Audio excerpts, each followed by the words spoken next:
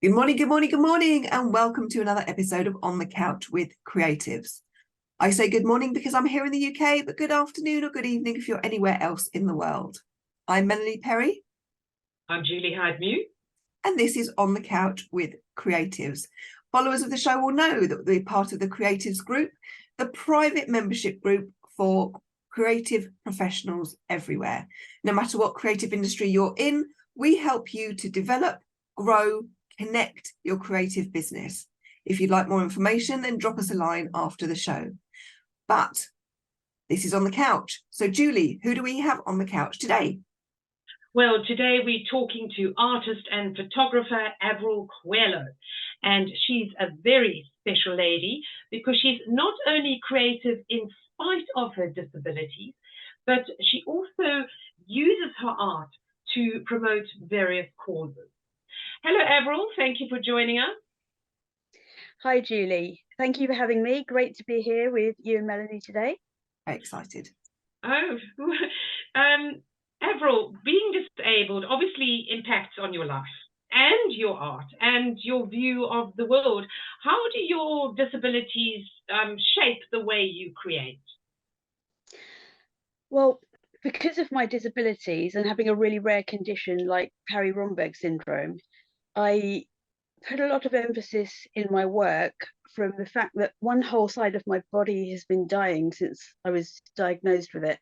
Well, 2 years prior to that, because it took 2 years to diagnose. So from the age of about 9 until present. So it's gradually disintegrating and wasting in the muscle and tissue on one side, and all the bones stopped growing back then. So I focus on life, death, and the transition in between. So I'm into my horror stuff and gore and all the rest of it. And, I've even got photos from surgery that I obtained when I was younger from the hospital, legally, of course. I paid for them with my own money when I was a student. And I could see all the gory blood from where I was cut open mid-surgery. And yeah, Wow. the first they didn't let me see them. They were a bit, I don't know, they're a bit grim. I don't think you're old enough to have a look at these, but they let me. So that's really interesting, because whenever I've asked for stuff like that, what I find really annoying about the medical professions, like when they're doing stuff, if you want to have a photograph or if you want to have your bits back, they won't let you. And it's like, because I had a total hip replacement, and I was really curious, and I looked it all up online, and I said to the guy, can I have it? Can I have my hip? He's like, no. And I said, well, why not? It's actually mine. They give you your kidney stones. I want to see what it looks like after you've taken it out. And they were like, no, you can't do that. And I was like, well, you're just going to bin it, and okay, for the health and safety. But I should have said, just take a picture. I want to see what it looks. I want to. It's my body. It's my disintegrated. What's it? If I want to see it, I should be allowed to. Well, you know what, Mel, you probably could, because it was hip bone they took from my hip and they put into here, under the roof of the mouth. So they did what's called a foreign osteotomy. They cut the roof of my mouth back vertically, lowered this half, and put hip bone in here. But over the years, it disintegrated, and so the two teeth, the front one and the one next to it, got loose, and they removed them to put artificial implants in, but an artificial hip bone, artificial bone, and that never happened. And the gum disintegrated, and then they couldn't do it. So I've now got a lovely big gap in my smile. Gosh, honestly, what triggered this syndrome? It's Parry-Romberg syndrome, but you should get those photos, because there was photos of them plying apart my hip where they took the bone from that I've got. So I don't see why they wouldn't let you have photos of your hip. They may not have taken photos of the bone they removed, but they probably have photos of them doing it and cutting it open. So I might go back and say, I demand to see. You must have videoed it. Okay.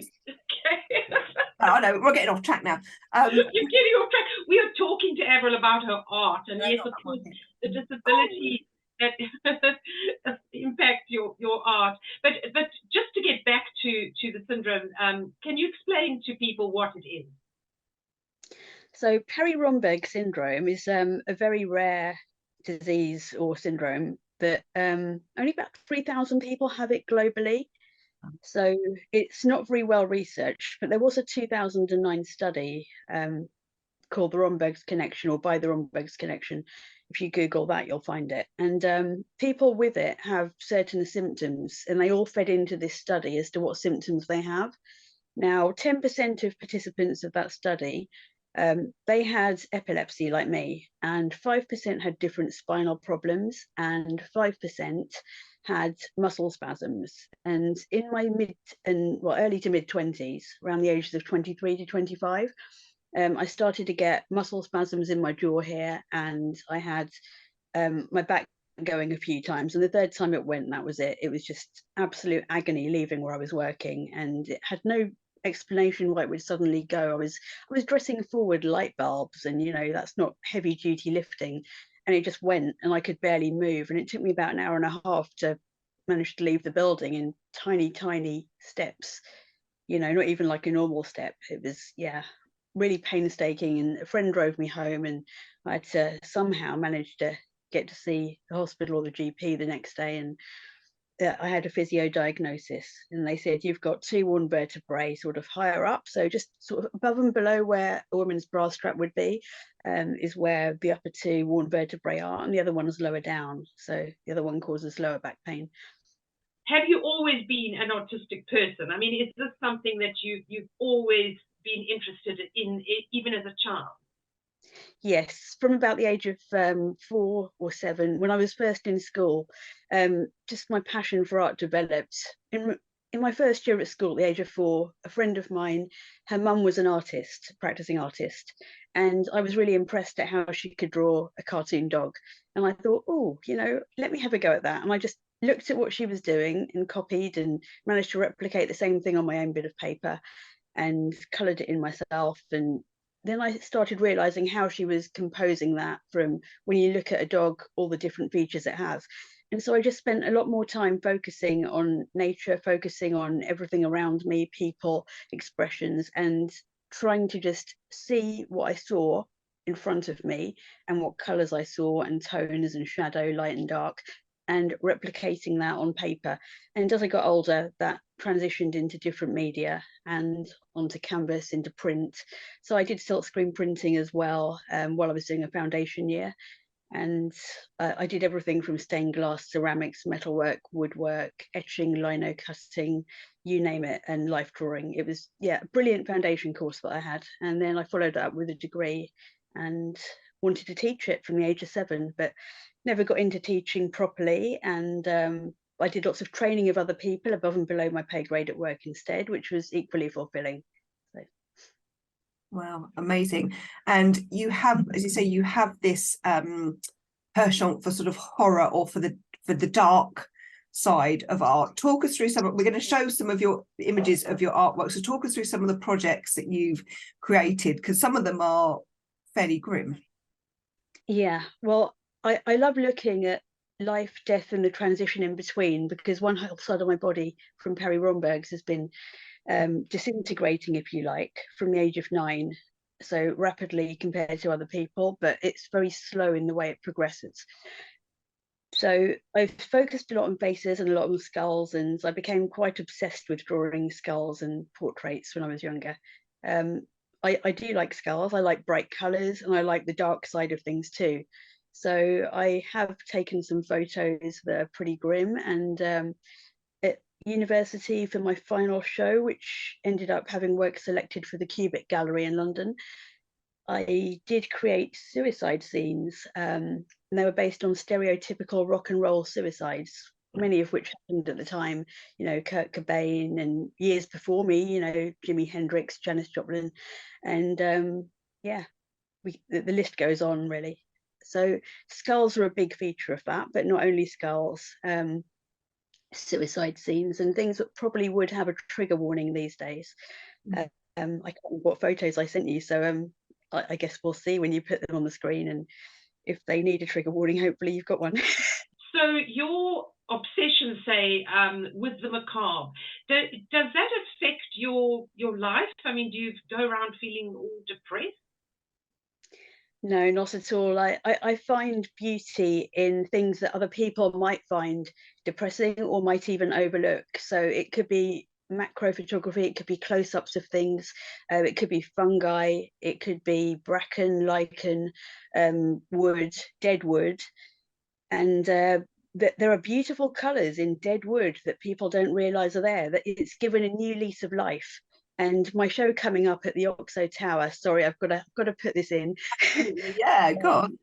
The Holy Art Fair coming up 30th of March to the 2nd of April in the Oxo Tower, London. I've got 6 pieces on exhibition there, and those are of things like natural elements of bracken, lichen, and dead wood. And in some of that dead wood, you see the rawness of it, and in others, you see how it's nearly blackened in places, but still with that lovely whitey cream colour cutting through, but colours emerging in it, colours like red and Prussian blue, ruby. And then other ones, you've got rainbow colours coming through, because you guys must have seen lichen on trees before, right? And you probably know that you often see yellows and reds in lichen, sometimes greens, sometimes oranges, reds, etc. And all of that starts initially with the wood turning colour very gradually on the surface, and the wood will appear a very powdery blue, pinky red, yellow, and green, and then that gradually grows and it becomes lichen on the dead wood. So if you catch it in time, you can catch all those lovely rainbow colours naturally appearing on the wood.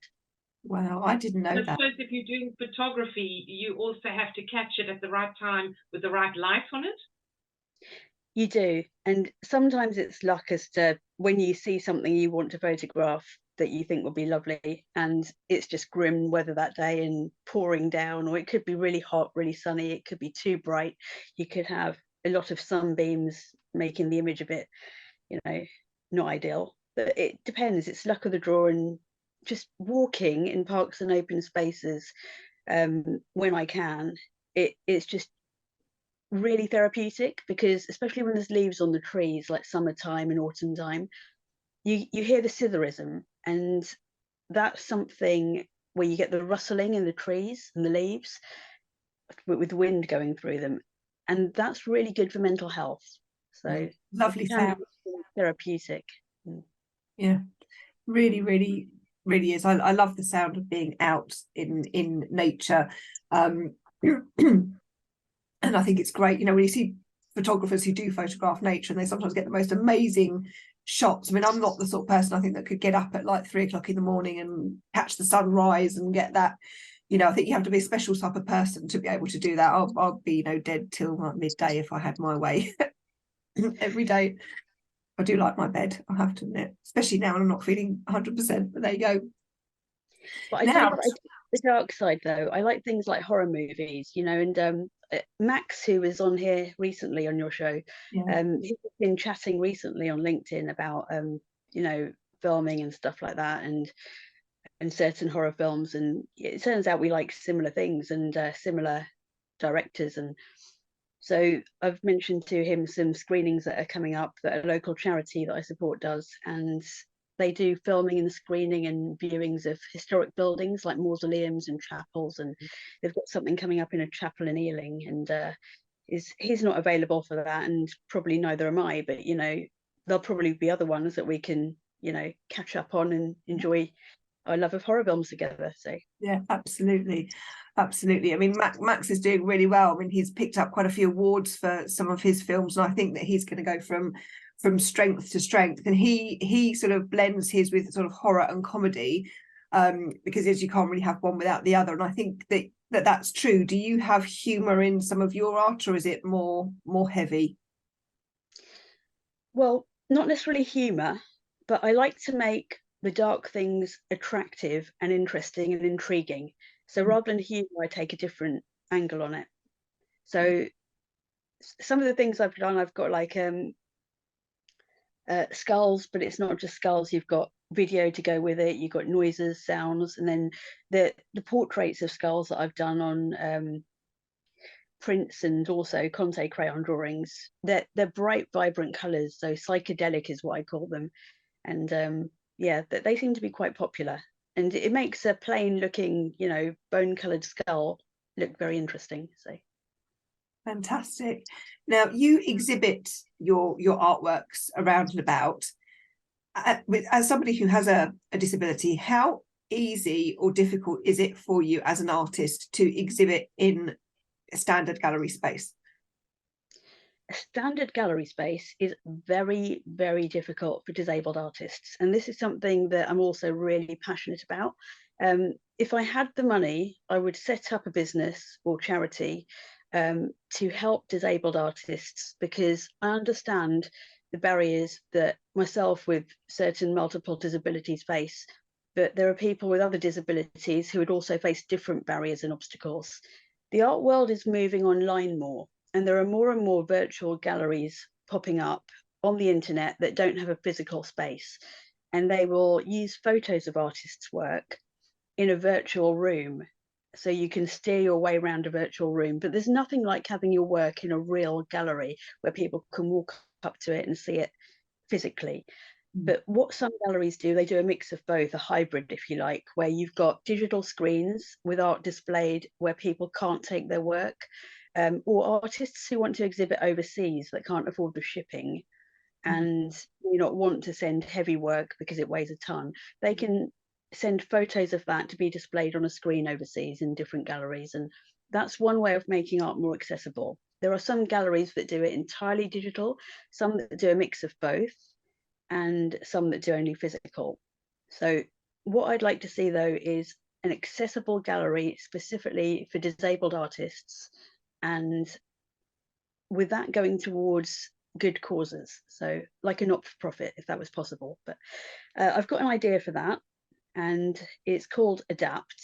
And I know there's lots of, you know, charities and organizations with Adapt in the name, but this one I want to do for specific causes, like, for example, the work I currently do for White Ribbon UK, which is tackling violence against women and girls. So Adapt Vogue would be the idea, and Adapt is an acronym, so it would stand for Artists with Disabilities and Photographers Tackling, and then, for example, Vogue, Violence Against Women and Girls. No, I like that idea, and I think you're after sort of seeking out spaces where this could perhaps be a possibility. So if there's anybody out there watching who has got a gallery type space that could be inclusive for disabled artists, so not just accessible for people to come and see the art, but for disabled artists to bring their art to the show, it would be lovely for Avril to hear from you, because there must be people out there who are of the same mind, and there must be people out there who are progressively thinking and who have the space as well. Calling all philanthropists of the art world, step forward now. This is your time to shine. So how do people have a look at your artwork, Avril, if they don't go to your exhibitions? Do you have a website? Can you give us your where they can find you on social media? I'm on Society 6. So Society 6 is an American website, but they do ship overseas as well. And I've got my artwork on there. I've got well over 100 different designs, probably coming up for 200 soon. And people can go on there, they can find a design they like, and then they can order it in different formats. So they can order it as multiple different types of wall art in different sizes, framed, unframed, on metal, and then acrylic prints or canvas prints, poster prints. They can order clothing from joggers, t-shirts, hooded tops, tableware, shower curtains, bath mats, doormats, garden furniture, cushions, duvet covers, you name it. There's phone skins, top apparel. People could decorate their houses with Avril Coelho everywhere. Curtains, the picture behind me. I was going to ask you about that.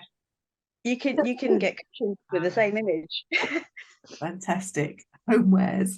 And what about social media? Where can we follow you on social media? I'm on Instagram as Avril Coelho Creations, and I'm on Twitter as Coelho Creations. Fantastic, and all those details have been going across the And screen. people can also follow you on Facebook and LinkedIn. Again, on Facebook, it's Avril Coelho Creations, and LinkedIn, it's just under Avril Coelho, because I wear many hats. As well as working in retail management and being an artist, I am also a trustee for Epilepsy Action and an accredited white ribbon champion, and I'm in my 4th year on the Safer Neighbourhood Board in Richmond, representing businesses. Brilliant.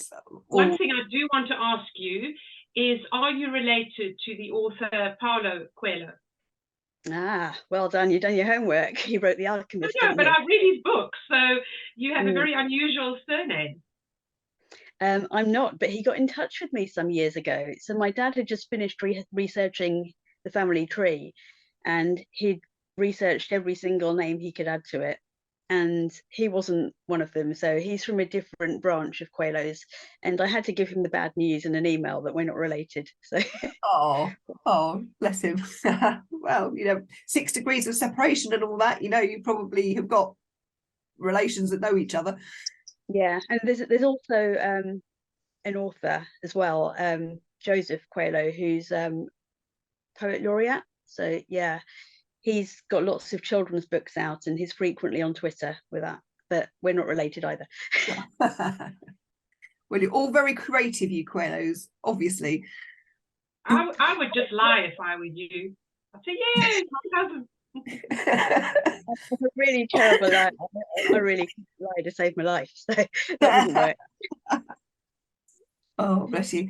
So what top tips do you have, Avril, for disabled artists who might be struggling to get seen, or disabled artists who want to get their work out there? What top 3 tips would you give them to sort of help them on their way? Don't give up. There are plenty of established artists who exhibit regularly, and who may afford to exhibit more often because they've got the money for the wall space that galleries always want, but they don't always sell their work. So at the end of art fairs, you can often see footage on social media, and lots of the work that was up there on day 1 is often still there on the last day.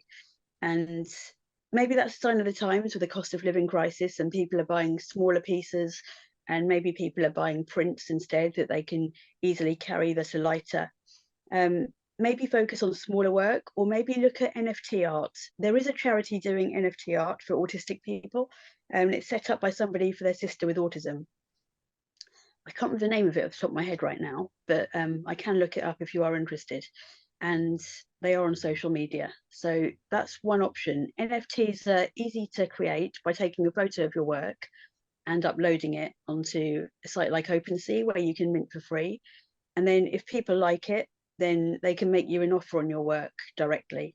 But do watch out for all the scammers. There's many of them about. I caught one the other day. I played along with his lies and tricks and pretended I was a naive artist, and he thought, oh, is this your first sale? And he says, oh, I tried to buy your work, but it didn't work. And I knew he didn't try, because the make offer tab was there on the link, and he didn't make an offer. And instead he sent me a screenshot saying, oh, this is, oops, an error occurred, we can't buy this art. And they offer you a tempting amount to make you really desperate to do what they tell you. Ignore that every time, because there are so many of these scammers out there. And then he sent me an email address that was meant to be the help desk, saying, send this error message to a help desk. Now, if he got the error message, why wasn't he sending that to a help desk rather than me doing it? And then he was pretending to be the help desk. Say he, it could have been a woman for all I know, but all the photos were of this guy. And he had 2 different Instagram accounts with different names, but the same photos on them. And he was pretending to be a guy called John in one, pretending to be a guy called Mark on the other. So I had the real help desk email. So I forwarded his chain conning me to them, so they know who he is and his scams are being foiled. And then I obviously reported him, blocked his Instagram accounts. But NFT art is one way to do it, and not to give up. That's 2 top tips. A third top tip would be look at exhibiting. If you can't physically take your work and don't have anyone to carry it for you, or can't afford shipping, look at exhibiting on the virtual galleries or the hybrid galleries that have the VDUs, the big screens. and your work can be on a screen in a gallery that way. And at least it's something for the CV. You can say, I've exhibited in. So, for example, I can't afford to ship my work overseas, but I've exhibited last year in Athens, and that was in a virtual gallery where they have lots of massive screens and a preview evening like a normal gallery would have, where people turn up, pick up a glass of wine and wander around mingling, looking at the work. And then it followed up with the rest of the, week or so of the rest of the show. And it's still something for your CV to say you've exhibited overseas as well. So you can these days exhibit internationally quite affordably and without having to pay for the shipping costs of your work and all the stress of what's happening to it. Is it there in one piece? Is it fallen apart? Have they manhandled it? Sorry, women handled it or manhandled it. Have they lost it? Yeah, exactly. That can all be very stressful. And for neurodiverse people as well, it could be an extra bit of stress that they could do without. Yeah, some fabulous top tips there. Well, on that note, we're going to go to the values jam game. The values jam game. I could paint my cards. If I could paint, I can't, but maybe I'll just take maybe I'll just take a lovely picture and hang it on my wall. It sounds like those people who always say, if I could paint, I'd be the best painter in the world. Well, I probably could if I could paint, but I can't say. Everybody can paint.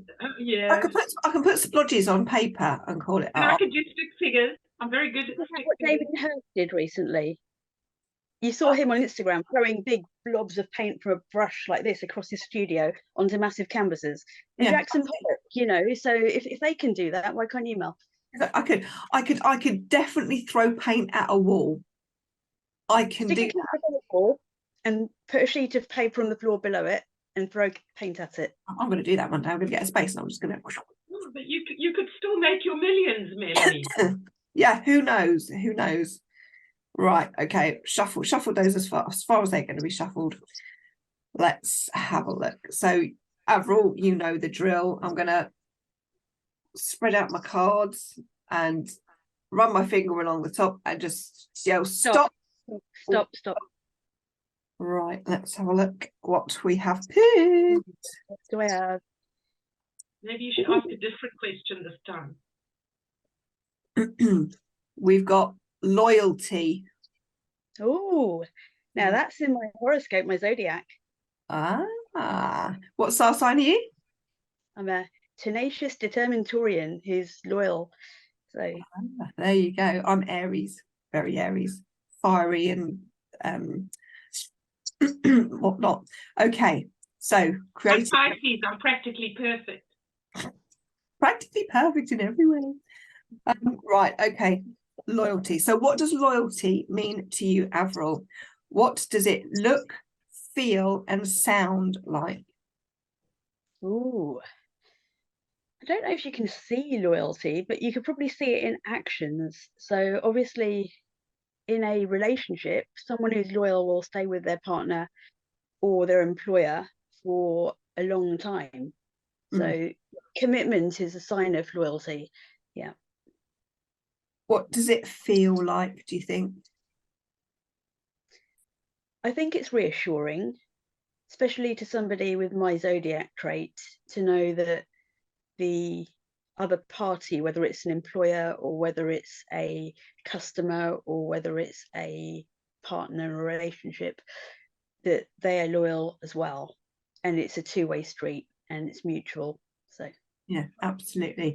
I think it feels like a warm hug, like something like soft and cuddly, and somebody that's always got your back and just snuggly. What does it sound like? I don't know, because I've never thought of loyalty as having a sound. Maybe that's a question a musician would answer better. I'm not very musically talented, so that could be. You think it sounds like music, though? If it was music, if it had a musical sound, what kind of music would it be? I don't know. I mean, I like all sorts of music. I like classical. I like metal. I like black metal and punk. indie. Who knows? I don't know. What would loyalty sound like in a, you know what, it might sound like a bit like something something by Cooler Shaker. Ah, They did, You got there in the end. they did another kind of sitar type kind of sounding tunes some years back when they released K, like Tatva, and there was another one as well. But yeah. yeah, I like that. I like that. I like that. It's been wonderful talking to you, Avril. It really has. And please keep us informed with all your exhibitions. Oh yes, so don't forget the Oxo Tower, 30th of March to the 2nd of April. So the evening of the 30th all the way till 6 p.m. on the 2nd. Get your free tickets from the Holy Art Gallery Instagram link in their bio. And if you want a free ticket, use the code THAF 2023. And what, they can rock up there and get a glass of champagne, can they? I don't know if there'll be champagne at the fair, but the ones that they host in their gallery at Shacklewell Lane in Dalston, Kingsland, on the private view night, there's a glass of wine going. Oh, so okay, sold. And they have them every couple of weeks. So if you're in London, I mean, Isaac's been to one. He came to see my work at one of those, Isaac Harvey. Yep. Absolute honour to have him there, enjoying all the different work there and NFT art as well that was on the screens. And yeah, well, all those details have been going across the screen as well, and we will have them in the show notes as well, and links to where to buy your tickets. But on that note, I just say thank you so much to both of you for having me on the couch today with you. Oh, it's been a delightful. pleasure. Love it, and we'll have you back soon as well to talk about all the things that you've got going on. But again, if you are a philanthropist and you've got money and you've got space, talk to Avril about supporting disabled artists, because I think that is really, really important. And in the show notes and links, we will put in the links to various charities that Avril supports as well. And if you want to find out more about those, then you can research those and perhaps support some of those charities as well.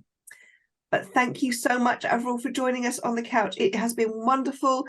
Thank you to our lovely audience for joining us again today as well. But until next time, we'll see you.